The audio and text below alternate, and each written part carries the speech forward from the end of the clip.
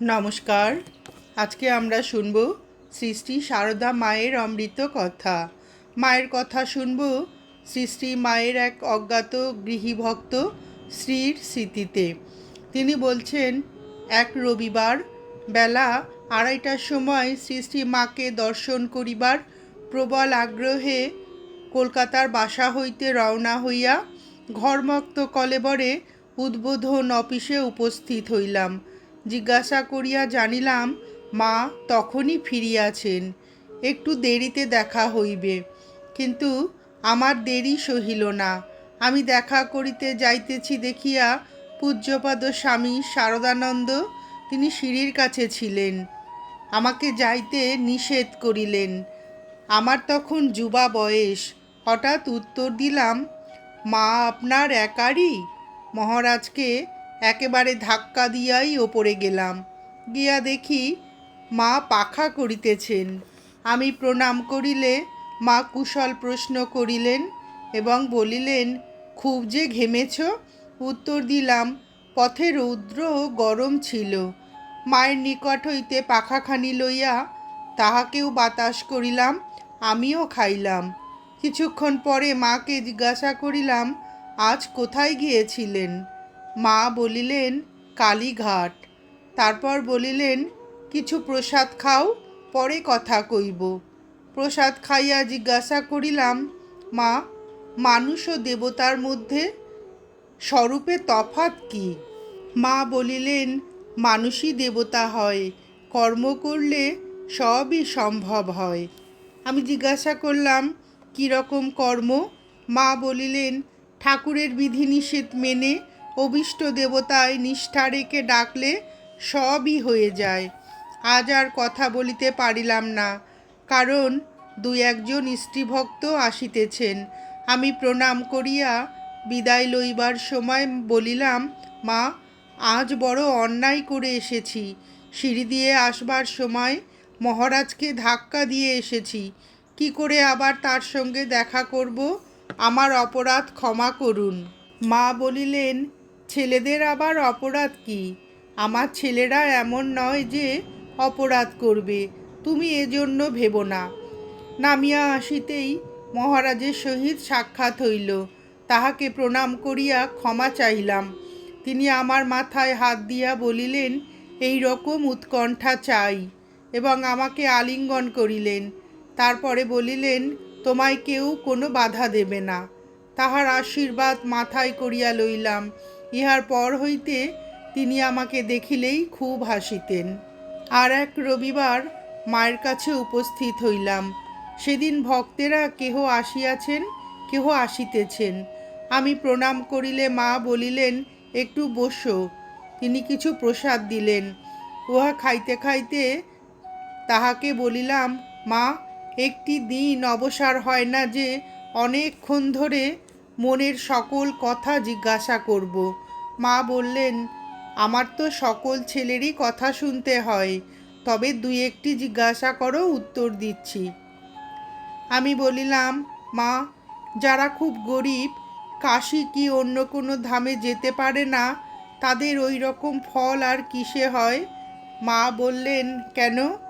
তারা দক্ষিণেশ্বর কিংবা বেলুড়ে গেলে সে ফল হয়, যদি সেরকম বিশ্বাস থাকে। যার জন্য কাশী যাওয়া, তিনি দক্ষিণেশ্বর ও বেলুড়ে আছেন।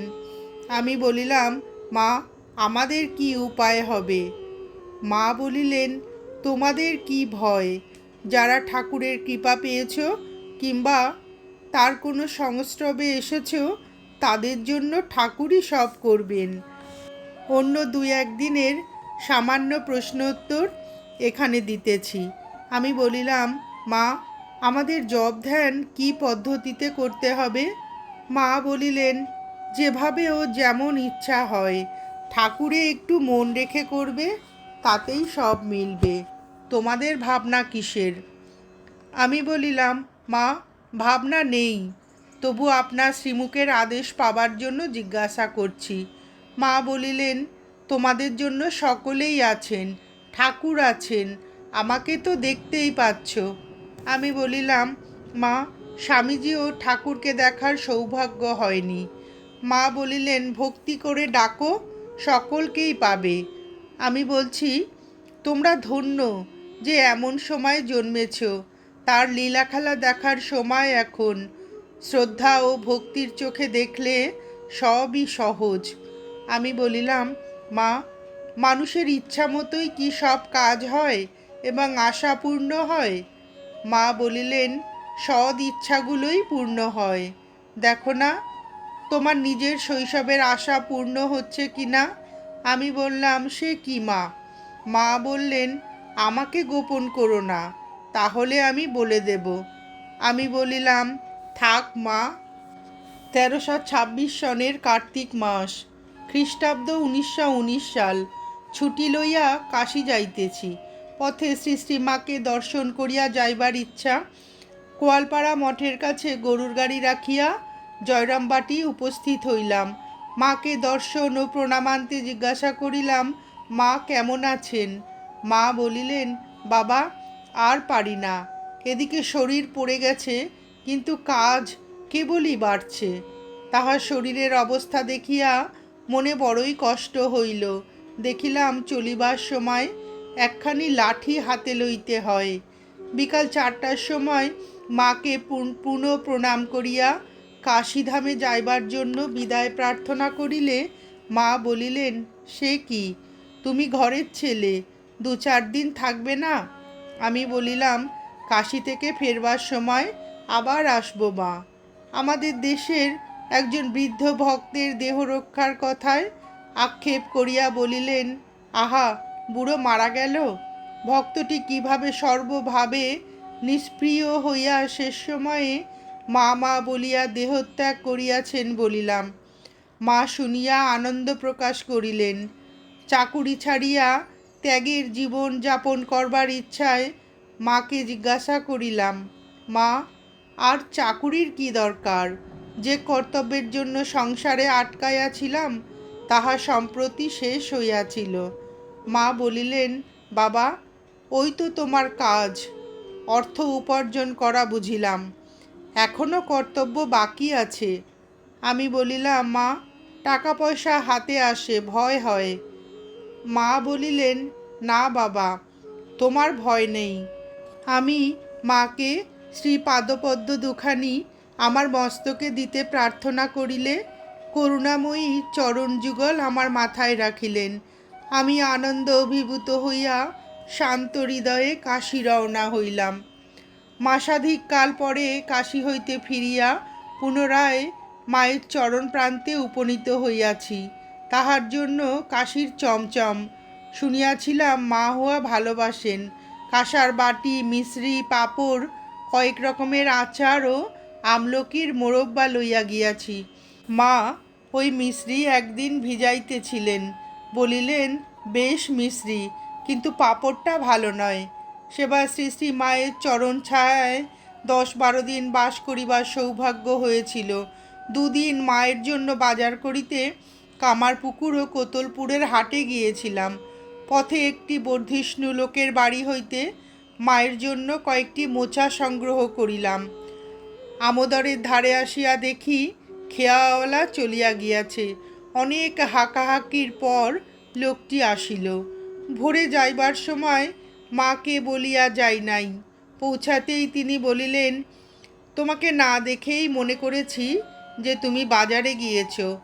মায়ের জন্য কোনো কিছু সামান্য করিলেই মা যে দিব্য হাসিসহ আনন্দ প্রকাশ করিতেন তাহার তুলনা নাই। ওই সময়ে আর একদিন তাহার কাছে চাকুরি ছাড়িবার কথা উঠাইলাম। ওই দিনও বলিলেন, বাবা, তোমার এই কাজ।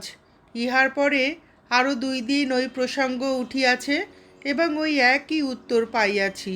শেষের দিন মা একটু জোরের সহিত বলিলেন, তুমি আর কি চাও? ঠাকুরকে ক্ষীর দিচ্ছ, এই তোমার কাজ।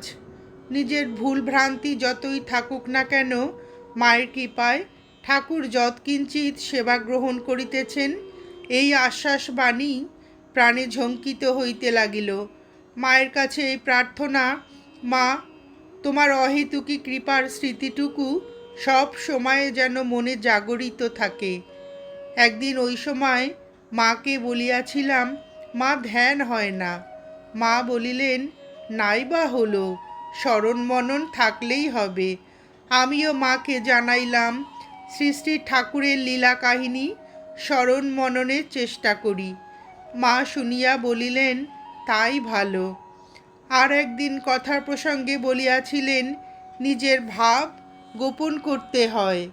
নারদ ছিলেন শাক্ত, কিন্তু তিনি হরিনাম করে বেড়াতেন ও বৈষ্ণব বলে পরিচয় দিতেন। রাস্তাঘাটে চলিবার সময় ভ্রমণকালে সন্ধ্যাদি যথাযথভাবে করা যায় না। এই কথা মাকে বলিলে তিনি বলিয়াছিলেন, স্মরণ মনন থাকলেই হবে। একদিন বৈকালে এক নাগা সাধু হাতি চড়িয়া আসিয়া উপস্থিত। একটি ছোট হাতি কেহ তাহাকে দিয়াছেন। মা একটি বাটিতে কিছু চাউল হাতিকে খাইতে দিলেন, মাথায় সিঁদুর পরাইয়া দিলেন। সাধুর ভোজনের জন্য আটা চাউলের দাম বাবদ কিছু পয়সাও দেওয়া হইল। কালীমামা ওই সময় মাকে একটি পুরুষ পাচক রাখিতে বলেন ও ওই বিষয়ে পুনঃ পুনঃ তাহাকে অনুরোধ করেন। সম্ভবত রন্ধনাদির খুব অসুবিধা চলিতেছিল। মা উহাতে কিছুতেই সম্মত হইলেন না। বলিলেন, আমি ছেলে মেয়ে নিয়ে থাকি, পুরুষ মানুষ কি করে থাকবে? আমার ছেলেরা যে থাকে, ওরা ছেলে নয়, ওরা আমার মেয়ে। সেই সময় দু একজন ব্রহ্মচারী মায়ের বাড়িতে তার সেবাদির জন্য ছিলেন। মায়ের অন্য এক গৃহীভক্ত শ্রী মোহিনীমোহন মুখোপাধ্যায়ের স্মৃতিতে শ্রী শ্রী মায়ের কথা। উনি বললেন, আমার তখন বয়স 14 বছর। শ্রী শ্রী মাকে ইহার মধ্যে 5-6 বার দর্শন করিয়াছি। একবার চৈত্র মাসের শেষ ভাগে বাগবাজারে তাহার শ্রীপাদপদ্ম দর্শন করিতে যাই। তখন বয়স অল্প, তাহার উপর স্কুলের ছাত্র, তাহাও কলকাতায় নহে, কলকাতা হইতে 15-16 মাইল দূরে এক গণ্ড গ্রামে। কলকাতা যাতায়াতও এখনকার মতো অত সহজসাধ্য ছিল না। কাজেই সুযোগের প্রতীক্ষায় থাকিতে হইত, যাহাতে বাড়ির কেহ জানিতে না পারেন। সেবার চৈত্র মাসের শেষাশেষি এক সুযোগ উপস্থিত হইল। শনিবার বেলা 4টার মধ্যে বাগবাজারে শ্রী মন্দিরে উপস্থিত হইলাম।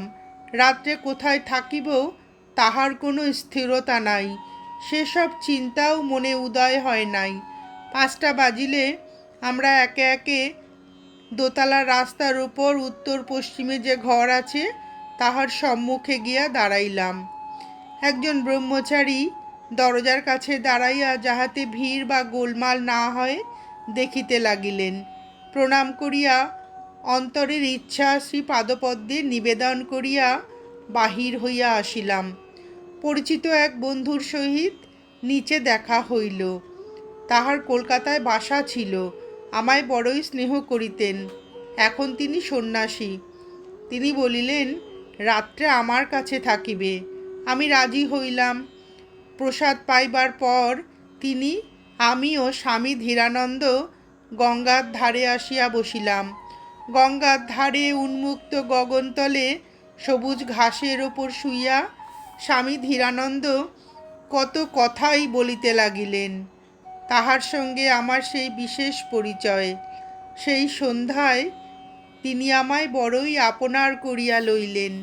বাড়ি গিয়াই স্বামী ধীরানন্দকে একখানি পত্র লিখিলাম যে আমি শ্রী শ্রী মায়ের নিকট দীক্ষা লইতে ইচ্ছা করি, তিনি যদি দয়া করে ইহার বন্দোবস্ত করিয়া দেন। কি এক অদম্য ঔৎসুক্যে তাহার পর 6-7 দিন কাটাইলাম। উত্তরে সংবাদ পাইলাম যে শ্রী শ্রী মা আমায় দীক্ষা দিবেন। আমি যেন সোমবার অষ্টমী সকালবেলা 8টার সময় বাগবাজারে উপস্থিত থাকি। মনে বড়ই আশা হইতে লাগিল, হৃদয় আনন্দে পূর্ণ হইল। আমার এক বিশেষ হিতাকাঙ্ক্ষী, যিনি পূর্বে মায়ের নিকট দীক্ষিত হইয়াছিলেন এবং একমাত্র যিনি আমার এই উদ্দেশ্য জানিতেন, বলিলেন, অবশেষে সৌভাগ্যবান তুমি, এই বয়সে মায়ের কৃপাপ্রাপ্ত হইলে। চিঠির উত্তরে সুসংবাদ আসিল বটে, কিন্তু ভাবনা হইল কি উপায়ে যাওয়া যায়। খুঁজিয়া দেখিলাম পোস্ট অফিসে 2 টাকা 4 আনা জমা আছে। তাহা হইতে 2 টাকা আনিয়া সোমবার ভোরের গাড়িতে কলকাতায় গেলাম। বাড়ি হইতে বাহির হওয়া তখন বিষম ব্যাপার ছিল। যাহা হোক, বাড়িতে কোনো কথা না ভাঙিয়া কলকাতায় গিয়া একেবারে বাগবাজারে পৌঁছলাম। তখন বেলা 7:30। ঠিক 8টার সময় স্বামী ধীরানন্দ আসিলেন। তিনি বোধহয় তখন বলরামবাবুর বাটিতে থাকিতেন। তিনি দেখিয়াই বলিলেন, কি রে, এসেছিস? আচ্ছা যা, গঙ্গা স্নান করে আয়। আমি তখনই গিয়া গঙ্গা স্নান করিয়া আসিলাম। সেদিন বোধহয় 5-6 জন মায়ের কৃপাপ্রাপ্ত হইয়াছিল। আমি সর্বপ্রথম। স্নান করিয়া আসিলে স্বামী ধীরানন্দ আমায় সঙ্গে করিয়া সেই পূর্ব পরিচিত ঘরে লইয়া গেলেন এবং দরজার বাহিরে দাঁড়াইয়া রইলেন। ঘরে গিয়া দেখিলাম শ্রী শ্রী মা পুজোয় বসিয়া আছেন। তাহার বাম পার্শ্বে একখানি আসন। আমি মাকে প্রণাম করিতে তিনি আমার মাথায় ও পিঠে হাত বুলাইতে বুলাইতে বলিলেন, এসো বাবা, এসো। এত ছোট তুমি, আহা আহা। কথাগুলো হইতে যেন মধু ঝরিতেছিল। প্রতিটি কথা করুণা মাখা। আমার মাথায় শ্রীহস্ত স্পর্শ করিলেন। স্বামী ধীরানন্দ দাঁড়াইয়া দেখিতেছেন। মা বলিলেন, এসো বসো। আমি সেই আসনে বসিলাম। তাহার পর যাহা জিজ্ঞাসা করিবার ছিল জিজ্ঞাসা করিয়া আমার দক্ষিণ কর্ণ ধরিয়া মূল মন্ত্র দিলেন। তাহার পর কিভাবে কি করিতে হইবে বলিয়া দিলেন। ভালো করিয়া চাহিয়া দেখিলাম তাহার শ্রীমূর্তির চতুর্দিকে জ্যোতি। তিনি এক অপূর্ব জ্যোতির ওপর বসিয়া। শ্রী মুখমণ্ডল গম্ভীর এবং স্বর্গীয় ভাবে পূর্ণ, যেন এ জগতের কেহ নহে। সে জ্যোতির্ময়ী মূর্তি জীবনে কখনো ভুলিতে পারিব না। পূর্বেই শুনিয়াছিলাম গুরু দক্ষিণা দিতে হয়। তাই মা যখন বলিলেন, দক্ষিণা দাও, তুমি আর কি দিবে, একটা হরিতকি দাও, এই হরিতকি লও। আমি তখন সেই হরিতকি ও একটি টাকা মায়ের শ্রী পাদপদ্মের সম্মুখে রাখিয়া প্রণাম করিতে হাসিয়া বলিলেন, টাকা ফেলো, তুমি টাকা কোথায় পাইবে? আমি বলিলাম, মা, এই টাকাটি আমার ছিল। বেশ সন্তুষ্ট হইয়া টাকাটি লইয়া স্বামী ধীরানন্দের হাতে দিলেন এবং গঙ্গা জলে হাত ধুইলেন। তারপর আমি উঠিয়া আসিয়া উদ্বোধনের অফিস ঘরে এসে বসলাম। বেলা প্রায় 1টার সময় প্রসাদ পাইলাম। জীবনে সৌভাগ্যের দিন বেশি আসে না। সেদিন মায়ের কৃপাপ্রাপ্ত হইয়া সৌভাগ্যে আনন্দ ধরিতেছিল না। তাহার উপর প্রসাদ পাইতে গিয়ে এক পংক্তিতে পূজ্যপদ শরৎ মহারাজ, স্বামী ধীরানন্দ ইহাদের সহিত বসিতে পাইলাম। শরৎ মহারাজ কি স্নেহপূর্ণ স্বরেই না কথা কহিতে লাগিলেন। প্রসাদ পাইবার অব্যবহিত পূর্বেই শ্রী শ্রী মা প্রসাদ পাঠাইয়া বিশেষ করে বলিয়া দিয়াছিলেন, এইগুলি ছোট ছেলেটিকে দিও। বেলা 3টার সময় শ্রী শ্রী মাকে প্রণাম করিয়া বিদায় লইলাম। তিনি আমার মাথায় হাত দিয়ে কিছুক্ষণ চক্ষু মুদ্রিত করিয়া রহিলেন। পরে বলিলেন, আবার এসো। আজ তিনি ধ্যানগম্য, কিন্তু যে স্নেহ ভালোবাসা সেদিন বহু ভাগ্য বলে পাইয়াছিলাম, তাহার চিন্তা অনেক অশান্তি দূর করিয়া থাকে। নমস্কার, আজ এ পর্যন্তই। শ্রী শ্রী মায়ের গৃহীভক্ত শ্রী এবং শ্রী মোহিনীমোহন মুখোপাধ্যায়ের স্মৃতিতে শ্রী শ্রী মায়ের এই অমূল্য মধুর কথা শুনে আপনাদের ভিডিওটি কেমন লাগলো জানাবেন। শ্রী শ্রী ঠাকুর ও শ্রী শ্রী মায়ের আশীর্বাদ আপনাদের সকলের মাথার ওপর অঝোর ধারায় বর্ষিত হোক, এই প্রার্থনা করে ভিডিওটি শেষ করছি।